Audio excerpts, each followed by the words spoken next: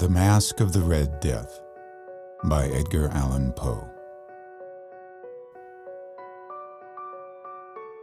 The Red Death had long devastated the country.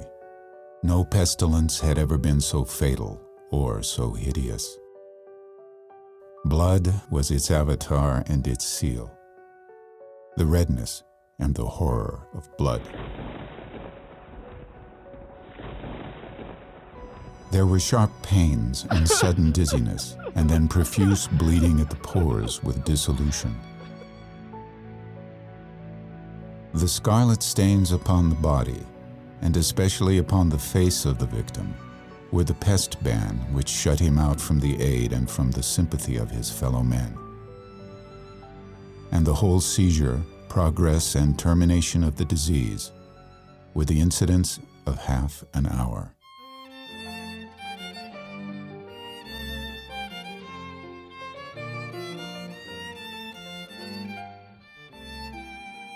But the Prince Prospero was happy, dauntless, and sagacious.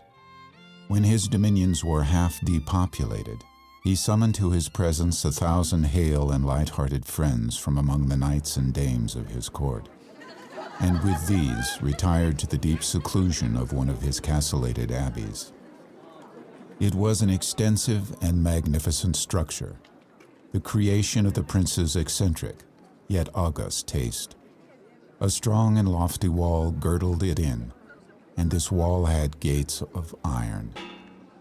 The courtiers, having entered the abbey, brought furnaces and massy hammers and welded the bolts.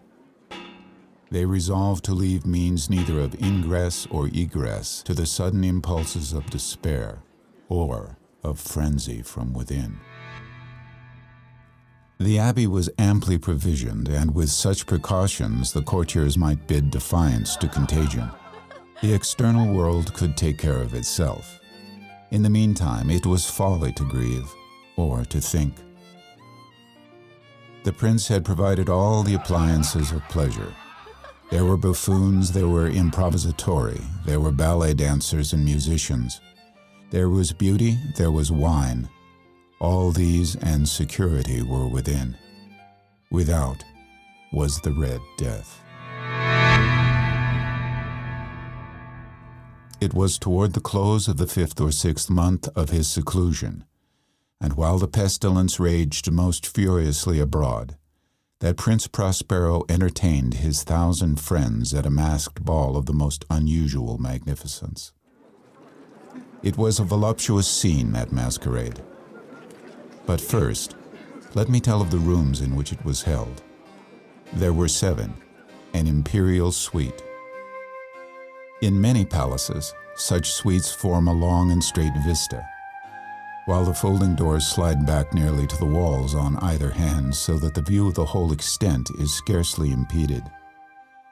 Here the case was very different, as might have been expected from the Duke's love of the bizarre. The apartments were so irregularly disposed that the vision embraced but little more than one at a time. There was a sharp turn at every 20 or 30 yards, and at each turn a novel effect. To the right and left, in the middle of each wall, a tall and narrow Gothic window looked out upon a closed corridor which pursued the windings of the suite.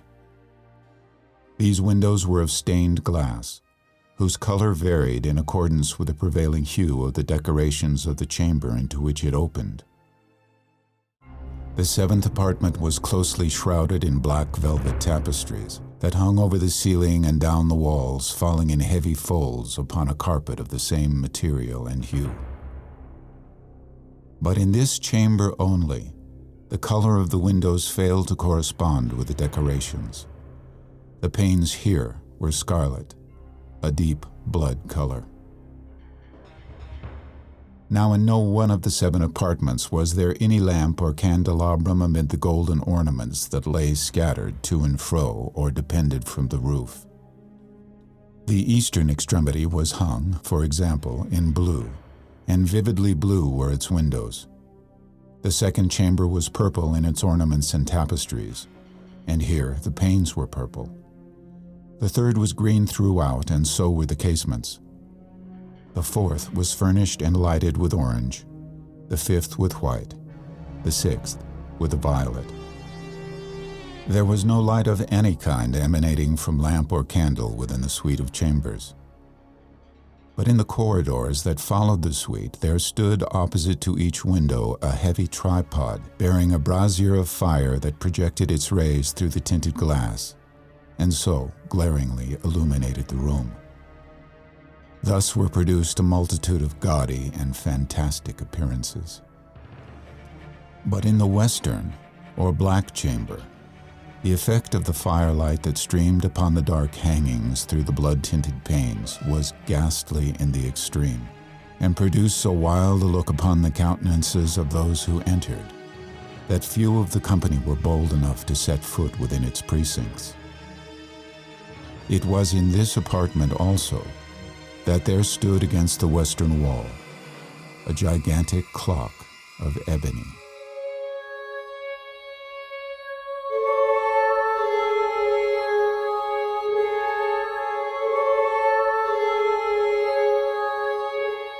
Its pendulum swung to and fro with a dull, heavy, monotonous clang.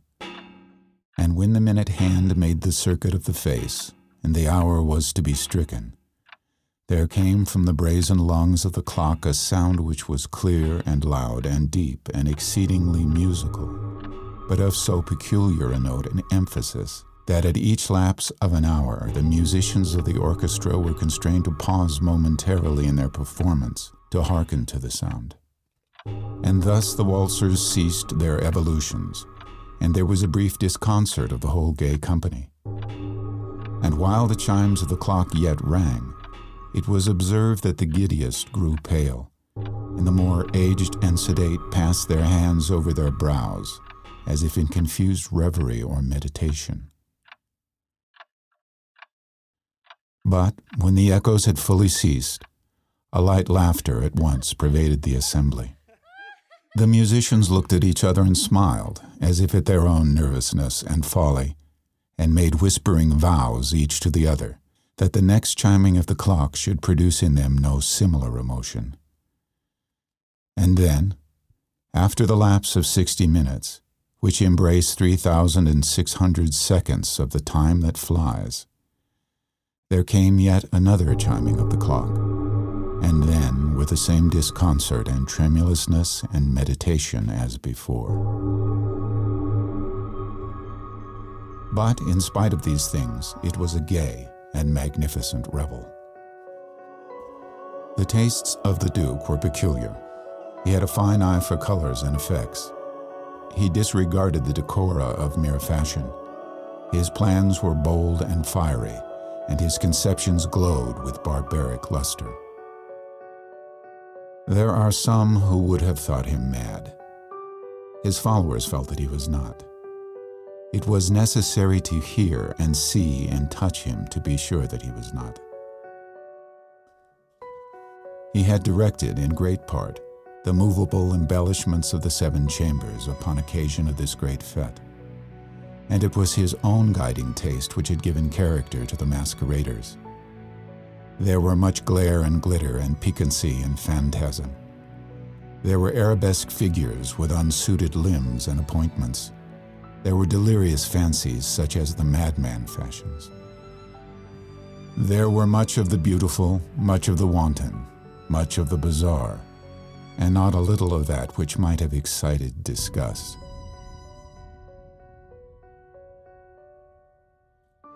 To and fro in the 7 chambers there stalked a multitude of dreams, and these writhed in and about, taking hue from the rooms and causing the wild music of the orchestra to seem as the echo of their steps.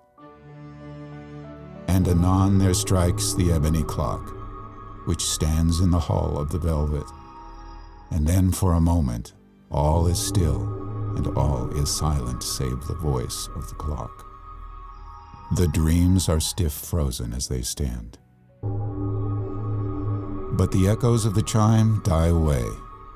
They have endured but an instant, and a light half-subdued laughter floats after them as they depart.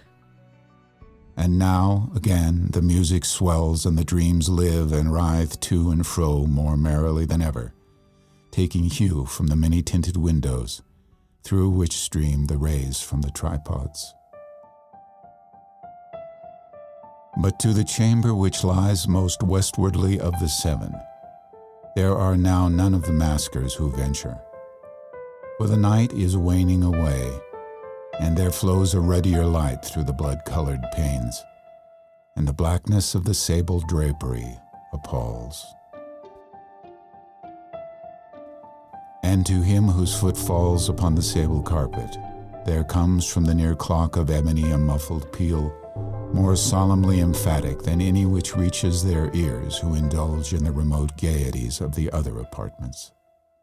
But these other apartments were densely crowded, and in them beat feverishly the heart of life, and the revel went whirlingly on until at length there commenced the sounding of midnight upon the clock. And then the music ceased, as I have told, and the evolutions of the waltzers were quieted, and there was an uneasy cessation of all things as before. But now there were 12 strokes to be sounded by the bell of the clock, and thus it happened that more of thought crept with more of time into the meditations of the thoughtful among those who reveled. And thus too it happened, perhaps, that before the last echoes of the last chime had utterly sunk into silence, there were many individuals in the crowd who found leisure to become aware of the presence of a masked figure which had arrested the attention of no single individual before.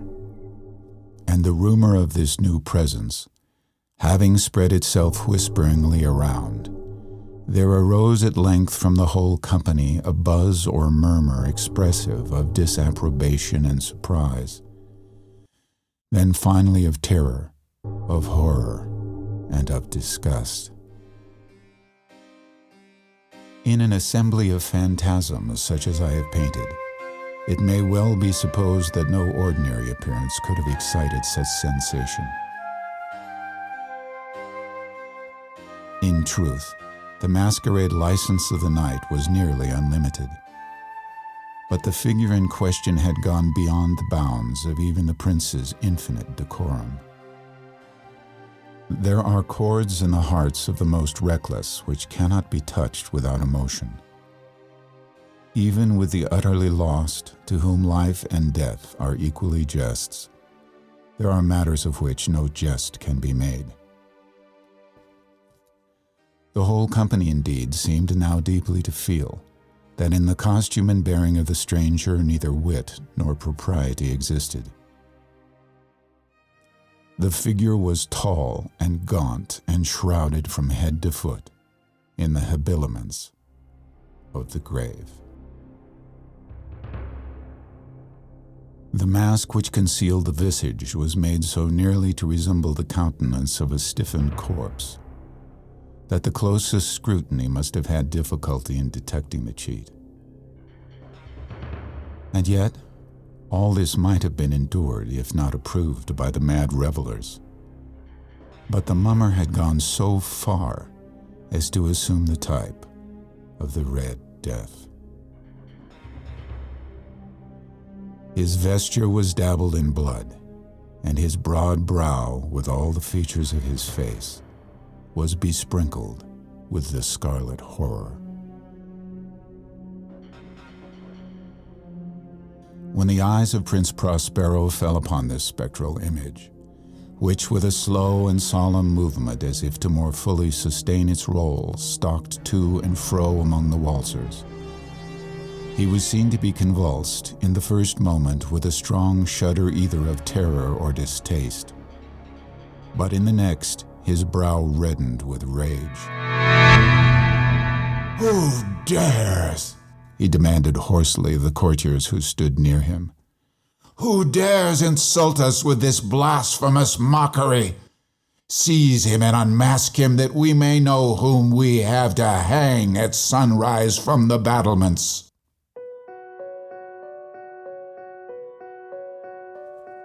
It was in the eastern, or blue chamber, in which stood the Prince Prospero as he uttered these words. They rang throughout the 7 rooms loudly and clearly, for the prince was a bold and robust man, and the music had become hushed at the waving of his hand. It was in the blue room where stood the prince, with a group of pale courtiers by his side. At first, as he spoke, there was a slight rushing movement of this group in the direction of the intruder, who at the moment was also near at hand, and with deliberate and stately step made closer approach to the speaker. But from a certain nameless awe with which the mad assumptions of the mummer had inspired the whole party, there were found none who put forth hand to seize him, so that unimpeded he passed within a yard of the prince's person. And while the vast assembly, as if with one impulse, shrank from the centers of the rooms to the walls, he made his way uninterruptedly, but with the same solemn and measured step which had distinguished him from the first, through the blue chamber to the purple, through the purple to the green, through the green to the orange, through this again to the white, and even thence to the violet, ere a decided movement had been made to arrest him. It was then that the Prince Prospero, maddening with rage and the shame of his momentary cowardice, rushed hurriedly through the 6 chambers, while none followed him on account of a deadly terror that had seized upon all. He bore aloft a drawn dagger and had approached in rapid impetuosity to within 3 or 4 feet of the retreating figure, when the latter, having attained the extremity of the velvet apartment, turned suddenly and confronted his pursuer. There was a sharp cry, and the dagger dropped, gleaming upon the sable carpet, upon which, instantly afterwards, fell prostrate in death the Prince Prospero.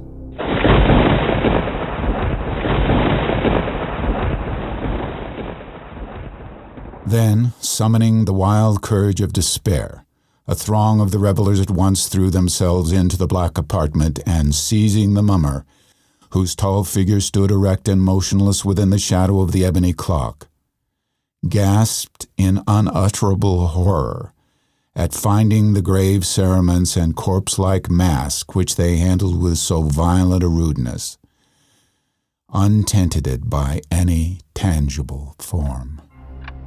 And now was acknowledged the presence of the Red Death. He had come like a thief in the night, and one by one dropped the revelers in the blood-bedewed halls of their revel, and died each in the despairing posture of his fall.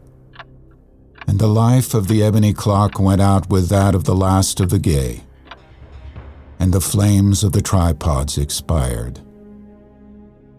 And darkness, and decay, and the Red Death held illimitable dominion over all.